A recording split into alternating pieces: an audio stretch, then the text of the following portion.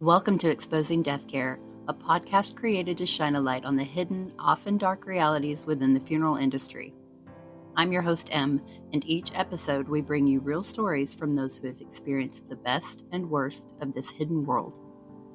This podcast is a platform to expose unethical practices, harmful experiences, and shady dealings that have plagued grieving families, funeral staff, and the industry as a whole.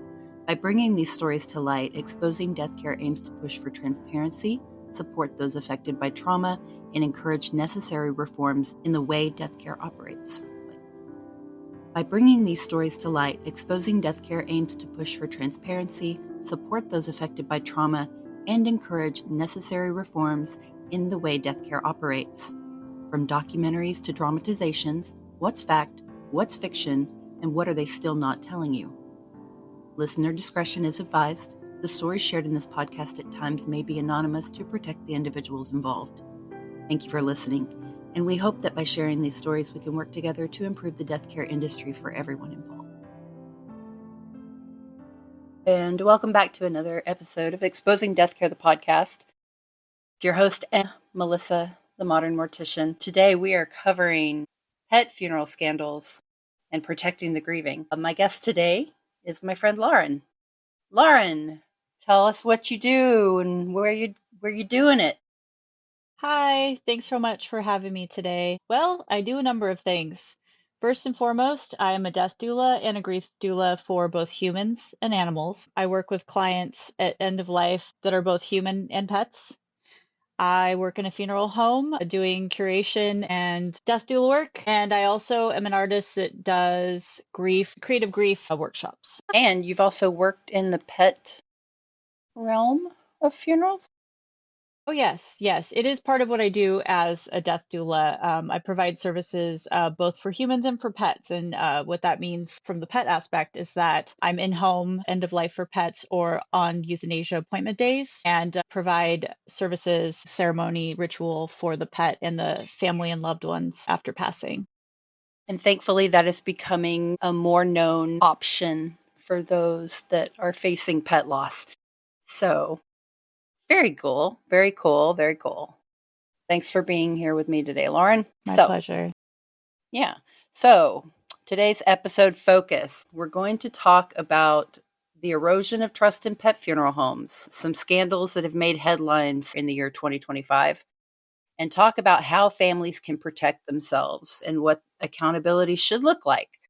First, the reason why I decided to do an episode about pet funeral care is the Vareb Pet Funeral Home scandal. Take it away, Lauren, with the article. Give me just a moment. My cat stepped on my iPad. That's okay. She's a wonderful assistant, as you can tell. They usually are. They trusted him to give their pets funerals, but was he throwing animals' remains in the trash the whole time? Patrick Vareb is charged with theft by deception, receiving stolen property, and deceptive business practices. A Pennsylvania funeral director is facing charges after prosecutors say he allegedly threw out the bodies of thousands of pets whose owners had paid for burial and cremation services. Patrick Vareb, the owner of Vareb Funeral Home and Eternity Pet Memorial in Pittsburgh, is charged with improperly disposing of thousands of dogs and cats from customers who had paid for cremations and burials between 2021 and 2024. During an investigation, prosecutors found that Vareb allegedly took over $6,500,000 in funds from more than 6,500 customers in exchange for private funeral services of their pets. But instead, Vareb allegedly disposed of many of the pets at a landfill, and provided their owners with ashes of unknown animals. The Office of Attorney General announced that Vareb has been, am I saying that right? Yep. Not that I care, has been charged with felony counts of theft by deception, receiving stolen property, and deceptive business practices. Dave Sunday, Attorney General, said in a statement, "Our pets are members of our families, and this defendant betrayed and agonized pet owners who entrusted him to provide dignified services for their beloved cats and dogs." Vareb surrendered and was arraigned on the charges. He was then released on his own recognizance, according to a news release from the Office of Attorney General. Vareb has not yet entered a plea, according to Pennsylvania court records, and is due back in court on May 9th. His attorney did not immediately return a request for comment from people. That's it. Well, I was going to Google search on the laptop if there were any updates to this case, but as soon as I did it, it literally shut down all the windows, including the podcast recording. And I was just like, so I got back in and you were still in here. So I'm going to try and look on my phone if there are updates to the Vareb Funeral Home. Okay, so we've got an update from 2 days ago. He waived his formal arraignment. All right, here we go.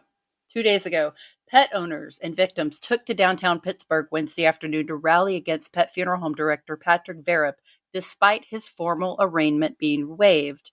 Individuals rallied outside the downtown courthouse against him. At cremation, the beloved pets were said to get a metal tag with a number to further ensure remains were marked correctly. A signed cremation certificate was also to be given along with the ashes. Jack Packard says, "We didn't know that legitimate places would give you a tag and a certificate, and we didn't get any of that, and we were shocked when we found out on the news about what he had done." Another lady says, "When we handed our pet to Patrick behind his funeral home, saying to him, 'Take care of her,' little did we know that the ashes we got back could be any pet's ashes." Another person said, "I trusted Patrick to not only complete a service I paid for, but more importantly, to treat Delilah with care, respect, and honor." So he's waived it. That didn't tell me anything. Absolutely horrifying. It'll end up just like that Return to Nature Funeral Home thing where it gets kind of just like swept under the rug and nobody covers it anymore because the main story's been covered. But I will tell you, I was perusing Indeed about a month ago, and Vareb Funeral Home for Humans had an ad up that they were hiring. How is this man still operating or owning or attached to a funeral home after felony charges for misleading can't even talk, misleading pet parents? I don't know, but I'm writing this down right now because I didn't even know that he had a human funeral home, and that's very scary. Yeah. I mean, it's absolutely disgusting how he's treating pets or how he has treated pets and their families. So this went on for years and years unnoticed, and you know how it finally came to light? How? A mortuary science student, an apprentice. Mm-hmm. That sounds about right. Somebody, I don't know, between 2021 and when he was exposed, how many other people worked for him that didn't catch on, that didn't do checks and balances, or that maybe noticed things and didn't say anything? Those are all possibilities. Yeah. I mean, it is, as we know, it is totally likely that you can work in a place of disposition and think that everything is going according to plan, and actually everything is not going the way it's supposed to or legal. True as well. So through the course of this hitting the news and everything, it began to show up on my TikTok feed, different pet parents that had entrusted the cremation of their pet to Eternity Pet Memorial there in Pittsburgh.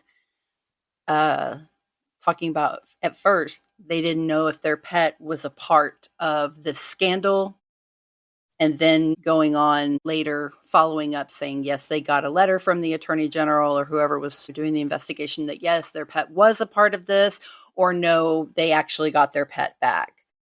I can imagine that the process of figuring all of that out is incredibly tedious and time consuming, but gosh, I don't even know where to go from there. It's horrible.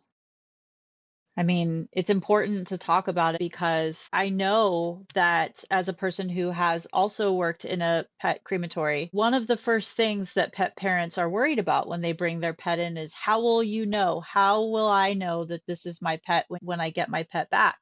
And again, in the crematory that I worked in, we would give them a tag that would go with them all through the entire process. Of course, it was aquamation, so, it was a little bit of a different process, as we know. but the tag would stay with them from the paperwork process and saying goodbye until the end process. And then obviously the tag wouldn't go with them, but that's how pets are identified. And being an overseer in the crematory myself, I knew for a fact that that was their pet when they got their pet back because I watched them every bit of the way.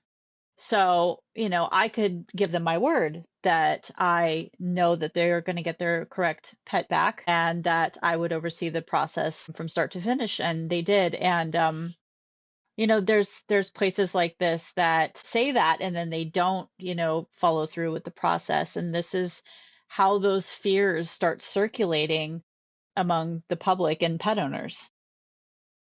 Two other notable scandals that have happened within the last year. Loving Care Pet Funeral Service in Cantonsville, Maryland. Baltimore. It takes a lot to rattle Zoe Robinson Budreski. I hope I didn't just botch her name. She's been in the cremation business since she was just 18 years old. I have heard crying and grief. This is not the same pain. This is a heart-wrenching howl I have never heard in person in my life. As the owner of Charm City Pet Crematory and as a good Samaritan, she's been helping pet owners identify whether the cremated remains they were given by Loving Care Pet Funeral Services in Cantonsville are actually their pet or if they're even ashes at all. Some of them were in literal clumps of hard concrete. Ugh, you couldn't break it. That's not how ashes are. No, it certainly is not. And the packaging, some were in Ziploc baggies, she said. It was just none of the industry standards that we have as a proper crematory. Last month, Darren Timpson paid Loving Care Pet to cremate his French bulldog, Jada. He received what he thought were his pup's ashes, but shortly after received a call from Baltimore City Animal Control that her body had been found dumped on the side of the road along with 7 other dogs. This is what the ashes look like. I don't work in cremation, I'm not sure, but I know it's not my dog because she was found on the side of the road, he said. And as he showed us the ashes he had received. WMAR2 News interviewed the owner of Loving Care Pet that same day, Rodney Ward. He claimed to have outsourced those particular cremations and was refunding pet owners. They were given back to us like that from the person who was supposed to perform the cremation. We did not in fact put the ashes in the bag. That's how we received them, Ward said. He went on to say, we stand by the service that we give to each family. We stand by the above and beyond service that we provide even with our funeral services that we've provided for pets. It's just hurtful that even after all of this, we have this negative stigma on us right now. Well, that stigma got a lot worse a few weeks later when police discovered a hearse on Ward's property filled with 38 deceased and decomposing animals. I just have to pause for a second. This is so horrible. Oh my gosh. Baltimore County Police are investigating Loving Care Pet for theft by deception. The state attorney's office told WMAR2 News the business isn't even a licensed crematorium. In the meantime, dozens of pet owners are left wondering what really happened to their loved one. Robinson Budreski from Charm City Pet Crematory wants to bring them some comfort the best way she knows how. She's holding a vigil at the new pet funeral home she's opening, right down the road from her crematory. She's expecting about 150 people to attend to honor at least 65 pets. I just couldn't imagine families that didn't have their pets back not having a proper memorial, a proper honor. So the vigil was just what we needed to be done, she told WMAR2 News. She's also working with activists and lawmakers to introduce a bill next legislative session to provide more oversight for pet cremation services, of which she says there really isn't any right now. And that is true. This can't happen, Robinson Budreski said. Our pets are our family. You're not just okay to throw them away and get a $24 fine for improper disposal. That is not high enough. I agree. Pets are family, not property. But the law would say otherwise. Yeah, I mean, I understand there's no regulation around pets, and that means that it literally anybody could do this, and that's the scary thing is because, I mean, it happens regardless, pets, humans, but With pets, I totally get why pet parents are afraid of the next step of letting go of their pet. Mm-hmm. One more horror story to share. What do you know about We Care Pet Cremations out of Van Nuys, California? And you got a really happy bird over there. Oh, can you hear him? Yeah. Boy, well, there's a fire truck just drove by, so he's Birdo. He's kind of an old man. Uh-huh. He's about 16 years old and he's a cockatiel, so he likes to yell, which is why I'm not in my office and I'm actually in my room, but you can still hear him. Oh, yeah. Okay, That's okay. so let's get back to this. We Care Pet Cremations. A pet owner said he was targeted while grieving the loss of his beloved cat, costing him hundreds. Robert Balog, did I say that right? Just call him Robert. Okay, Robert and a friend drove from Van Nuys, California to Oxnard for a bizarre meeting to get back a prized possession. I already don't like this. No. I can already tell where this is going. The duo met 35-year-old Anthony Nunez Jr. in a Best Buy parking lot so he could return the remains of Robert's pet short-hair American tabby cat, Stewie. Robert drove the decaying remains home. Thankfully, he got them back from Nunez and his partner, um, Velasquez. Velasquez and Nunez run We Care Pet Cremations, a business that picks up and cremates pets and returns the ashes to their owners. Customers say the couple drives around for hours looking for dead animals to cremate. What the Ugh, fuck? ugh. Okay. We Care Pet Cremations only offers true private cremations in a state-of-the-art new machine that has separate chambers with separate doors, the business says on its website. It is our mission to provide an affordable, personalized, detailed, and dignified private cremation for your loved one. But customers were dismayed to learn that the company didn't have a state-of-the-art crematorium. Wow, shocking. Instead, We Care employees took animals to the facilities of other businesses to be cremated, the owner of one of these companies told the Los Angeles Times. Several customers have come forward claiming that Nunez or Velasquez would pick up their pet and accept payment through Zelle with the promise of returning the ashes between 2 to 3 weeks.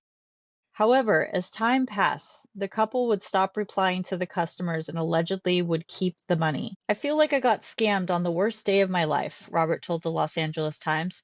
In the very best case scenario, they're a horrible business that's in way over their head, just picking up animals and not being able to process them.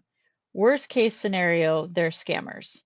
Robert and his friend Tori, who didn't give her last name, got Stewie's remains after constantly reaching out to We Care through calls and texts from different numbers and leaving several negative reviews. Tori also made a video on Instagram calling him out about the company and sharing her story on several cat rescue groups on Facebook. Good. She Mm-hmm. said that strange things about the company should have set off more red flags. There were some really odd things, but I just thought maybe I was being hypocritical. She said as Nunez picked up Stewie in a random car despite advertising a black car service. We Care only accepted payment, which in Robert and Tori's case was $560 through Zelle. Wow. Tori believes Nunez and Velasquez never sent Stewie to be cremated and they kept him in a refrigerated facility in Oxnard. They're pocketing the money and they're storing the pets, Tori said. We're both distressed. We're mourning and we're upset. Stewie is like my first child. Their communication when you start talking to them is very consistent and very responsive. Then the second you pay them, they don't respond or they take a long time to respond. I just had a weird feeling. Her fears were confirmed after finding several reviews with similar stories. If you love your pet, don't call this place, read one review on Google. Plus, an entire Reddit thread was dedicated to raising awareness of We Care's unethical ways. Multiple sources told the Los Angeles Times that We Care dropped off 50 to 80 pet remains to Forever Friends, a legitimate pet cremation business. Right. That's it. So they were all okay. So all these animals were taken like in a bulk amount to an actual cremation facility. Yeah. So were they charged with anything? No, doesn't say. It doesn't say. It just it ended there. We care. Well, one thing I do know about crematory and multiple pets being dropped off is if you are a pet hospital, right? Sometimes there's several pets that will be picked up at a time or dropped off at a time. By several, I mean like 3 to 6 total. It's not like 50 to 80. I mean, sometimes pets, shelter pets, there'll be a lot of them, but usually those are, a communal cremation. Just 50 to 80 pets, that's unheard of. Where do you even store that many pets? I don't understand. A lot of unanswered questions. And that's going to lead us into the next section, where I'm going to talk about a personal story and things that will lead to us discussing how to choose a trustworthy pet funeral home. So, are you ready for that? I am. All right. So, I'm going to take a moment to talk about what happens when grief is manipulated, not just by scammers, but people with a vendetta. So, when I was running my own pet funeral business, I was falsely accused of mishandling pet remains as a startup business by a competitor. Not only was it untrue, but it was completely devastating. I built that business out of love and respect for families. But even the whisper of a scandal can ruin a small business, especially in an industry people don't understand. And unfortunately, there are a lot of people who use that lack of understanding to weaponize grief. So, what happened? I started a mobile pet funeral home out of my garage, basically. I had a chest cooler that could hold 2 animals at a time without them being stacked. That was a big deal to me. They needed to be next to each other. And when I would get a pet water cremation client, that's what I offered, was water cremation or burial on their property.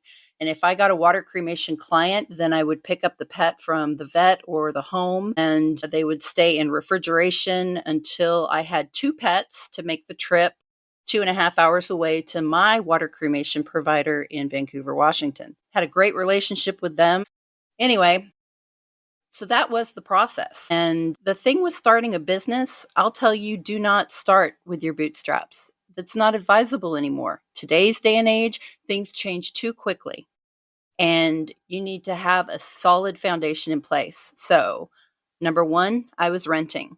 So, what happened? I lost my lease. So, I had to move. Number two, didn't have a place for the cooler to go if I didn't have a place for me to go either. So, I was in the spot of transition. How was I going to keep my business operating? I began to talk to other local business owners that I thought I had working relationships with. I was wrong. We'll get into that. Through my transition, I put all of my personal belongings into storage. I was living at one of these buildings, businesses, and in it had refrigeration, but it was not to be used for my business purposes. Totally understandable. So my backup, another business owner, had a spare chest cooler in her garage.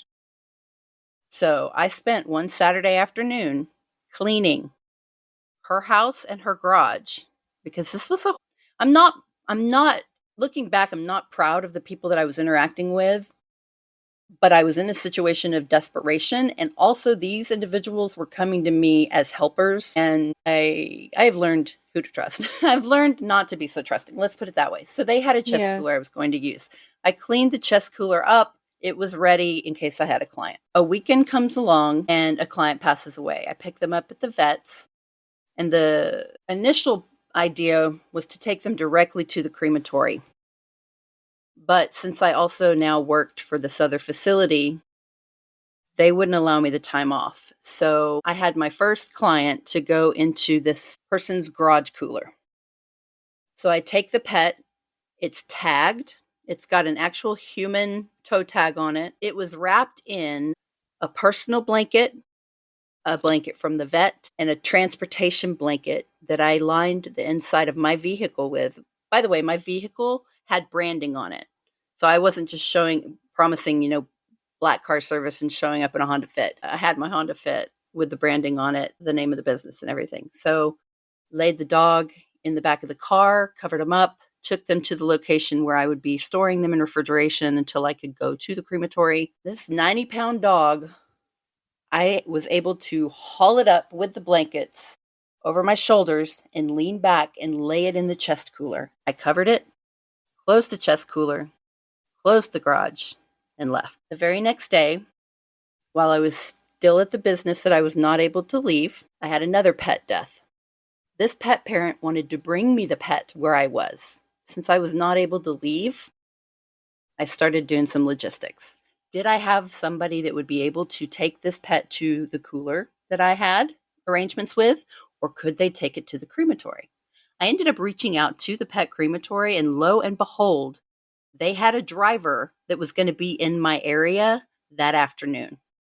So I contacted the pet parent, and I arranged for them to bring the pet to me at the location that I was at, where I was not allowed to hold pets in refrigeration. Within 30 minutes of that pet parent bringing me their animal, my transport driver showed up. This is where I made a fatal mistake. I should have sent the transport driver to the individual's house and told them how to get in the garage to get the other pet. Should have happened. I didn't, because they don't know each other. They've never met each other. And I didn't think it was appropriate to send a stranger into another person's home. All make sense? So instead, I opted to leave the one pet in refrigeration and have the driver transport the one that could not go into refrigeration back to the crematory, and I would follow up with them. Over the next couple of days, my health took a turn, and I ended up being hospitalized. This pet was still in refrigeration.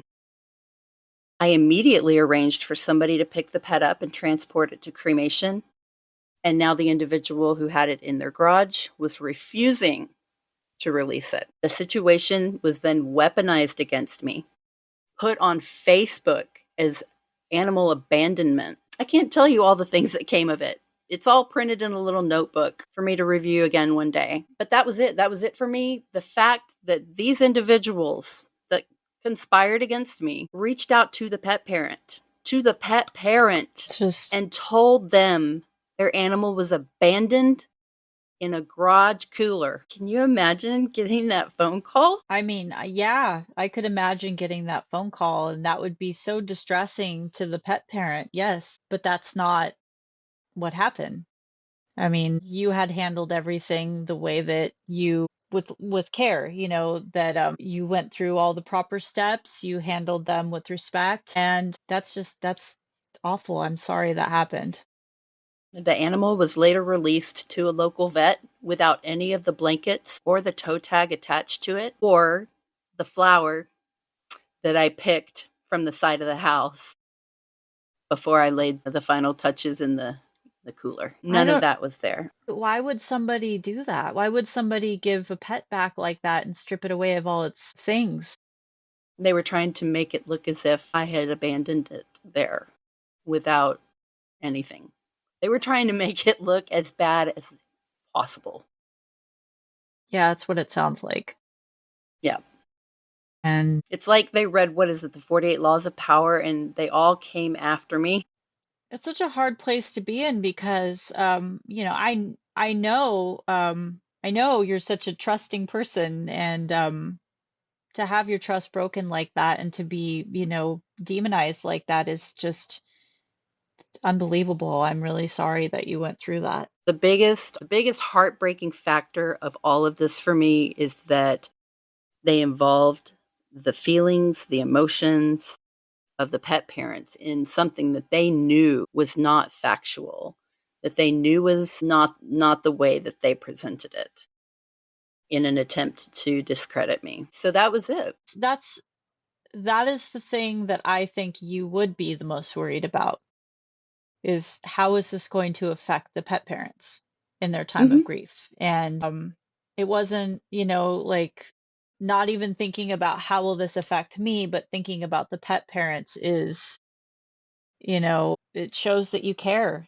It shows that you took all the right steps and that you trusted people and that you were, handling this with love and it just wasn't reciprocated. And I'm really sorry. Thank you.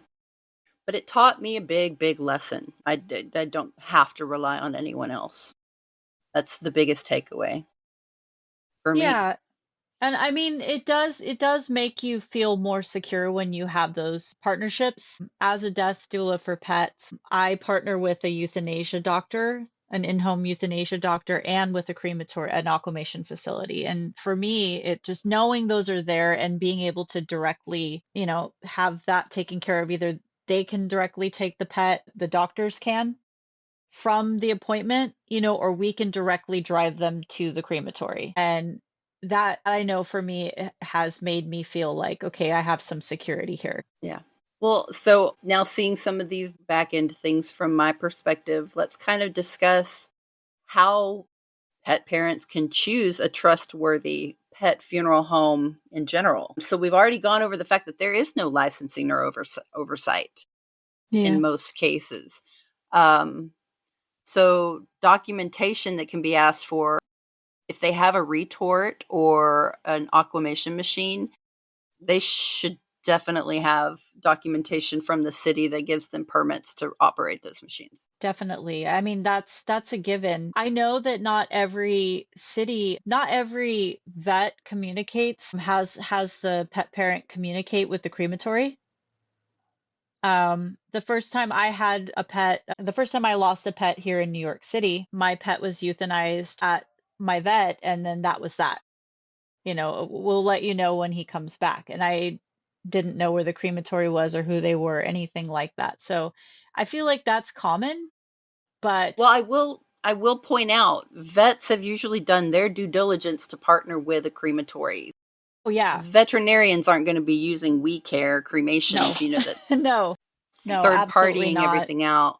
Yeah, You know, veterinarians weren't going to work with me as their sole provider because I didn't have the machine. There were some veterinarians that would put my materials in their lobby, whether they stayed there or not, I don't know. But most of my marketing was on Facebook. But yeah, that kind of oversight. yeah. And Who is it and where are they? I think, I mean, and I would encourage pet parents to ask those questions. If it's a concern, ask, and you deserve to have an answer. You deserve to be able to make that decision. Circle back to cremation tracking. Typically, when you get cremated remains back, they're going to have a coin with a number or some kind of identification on it that's kept up with through the chain of custody. Well, the aquamation facility that I worked for, they wouldn't give the coins away because they would then go back to the vets. They would go through all the cleaning process and all that stuff. But that coin would go with the pet from the moment they were brought in all the way through the process of being aquamated in the, aquamation vessel. And then the coin would go with them when they were going through the drying process. The coin would stay with them while going through the cremulator and then to the point to where they're going from, being picked up in whatever vessel or urn they decided. Interesting. So I guess it's different depending on the state or the provider. Yeah. Some places a barcode comes back with the cremated remains, sometimes a coin, sometimes just the paperwork in the box. Yeah. And I mean, you can ask for certificates. We didn't generally give them out, but if people asked for them or certain vets wanted them to go home with the pet, they were certainly provided. Now, transparency. Something I encourage people to do for both people and pets is to visit the location. Yeah. And a good provider will invite you in. Now, it may need to be scheduled because they have had an influx of pickups or they've gone and picked up, from all their different client vets and they're not going to invite you back with like all their clients out on tables. Right. But with that, I always tell people to use your senses. Watch, listen, and the most important is smell. Do they Hmm. have things under control? Because I have been to pet crematories before that despite refrigeration, you can tell they don't have things under control. I've been to human crematories that are like that. So your nose is going to tell you a lot of stuff. Yeah. Another way to choose a trustworthy pet funeral home is their contracts and receipts. Like those written agreements, do they have branding on it? Is this anything that you see up front, or do you get it all at the end, or do you not get it at all? Yeah. What did y'all typically do? Everything had branding. I mean, mind you, can I say the name? Yeah. So the facility is Compassionate Care Pet Aquamation, and it's in Long Island, New York. The way that the owner Alan handles everything, it's very clean, it's very put together. He makes information pamphlets on why it's good for the earth, the benefits of it, how it works, the process. He's got photos he can show people if they can't take them in the back of what the vessels look like, and explains how everything works. Everything goes through all of it. If there's no pets being processed, he will take people on a tour. Everything has branding, has their name and everything on it. I feel like when you're giving people that sense of like, this is our life, this is what we care about, these are our reviews. They have their, amazing reviews on Google. And so, I mean, these things matter because that's how people find them generally without being referred, is that people go on Google. But then they like, you know, you get there's paperwork for absolutely everything that you do. And there's follow up for absolutely everything. And there's a system where everything is kept, every purchase is kept, every wish and request. Like you can't put a pet's favorite toy that comes with them in an aquamation vessel, right? Yeah. But he will put the toy on top of the vessel and take a photo of it while they're in there so that they know that the toy is with their beloved pet, I have you know? noticed that there are a lot of aquamation providers that are so excited about their business that they love doing this. Oh my gosh. Yeah. All of the little things. So, getting a tour in a place like that, and something we should mention, if you're going through a veterinary clinic, typically you don't have a choice between flame or water. It is what it is. So, please know that you can use an outside source, but it's always best to have a plan in place. Worst case scenario, the vet can hold your pet in refrigeration until you make a decision. And that gives you time to do a little research to make a choice that's good for you. Yes. And before we close, anything else you want to say? We've covered everything, and now this is your door to the grieving. First of all, I would like to say how I am so absolutely sorry to anybody affected by any of these stories that we talked about tonight and any of these pet crematories that are mishandling your beloved pets' remains and ashes. You have every right to be angry. Um, no grieving parent should ever have to go through this.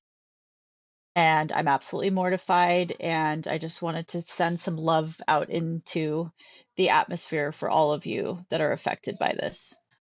It just absolutely breaks my heart that anyone would take advantage of a grieving pet parent. I've worked in a crematory, so I've seen like people in masses coming in, and the grief, it's a lot. People really love their pets, and they really, really, um, they just want to know that they're going to have dignity when they're there. And so Um, I'm sorry. It's really, really awful that you had to go through that. And for any parents, pet parents that are, going through the anticipatory stages of what comes next, I want you to know that this is not normal. Mm-mm. This is not something that you should expect from someone that takes care of your beloved pet after they pass. Please do your research. If you have any friends that have had pets pass, ask them questions. Find out who they went through and how it went for them. There's always a way to, um, you know, learn more about what happens next. Um, if you aren't sure who to talk to, there's someone like me who works with pet parents, whether they're in person or remote, that can help you make those hard decisions when you are facing the loss of a pet. No, Drop your sure. ats. Oh, you can find me on Instagram under Aw Sweet Deaths. Um, It's AHH Sweet and Death. Long story, but that's my Instagram. I'm also on LinkedIn under Lauren Seeley. And then, I also am on an end of life app here, but that's New York, so I don't think that really makes a difference. But if you go to Instagram or Facebook or LinkedIn, you will find me there under Lauren Seeley. Blended. Sweet death. Thank you very much for your time today with this episode, this difficult but necessary episode. And I hope that we have empowered people with things to look for and things to expect and etc. when choosing pet disposition. Thank you so much for having me and giving me this opportunity to talk about this with you. I have some closing thoughts. The law is finally seeing what we know to be true in our bones. So something happened recently in a Brooklyn courtroom that made me pause. A judge ruled that a little dachshund named Duke, who was tragically killed by a car, should be recognized not as property, but as family. Let that sink in. For years, those of us who serve grieving pet parents have said what the system refused to. Our animals are not objects. They are not replaceable. They are loved ones. And when we lose them, it's not just an inconvenience. It's not just pet loss. It's grief. Raw, real, world-shattering grief. Duke's story is heartbreaking. But what's remarkable is that his guardian's pain was honored by the court. The judge ruled that Duke was a companion, a relationship worthy of dignity, not just a transaction. Can you imagine how impactful this would be for the families affected by the stories that we've shared in today's podcast? And why does it matter? Well, because for decades when pet cremation fraud occurred, like in the Vareb case, there's been little recourse. Most states still classify pets as property. If a provider dumps your dog's body and hands you fake ashes, they might owe you the cost of a replacement animal, but nothing for your heartbreak, which is sick.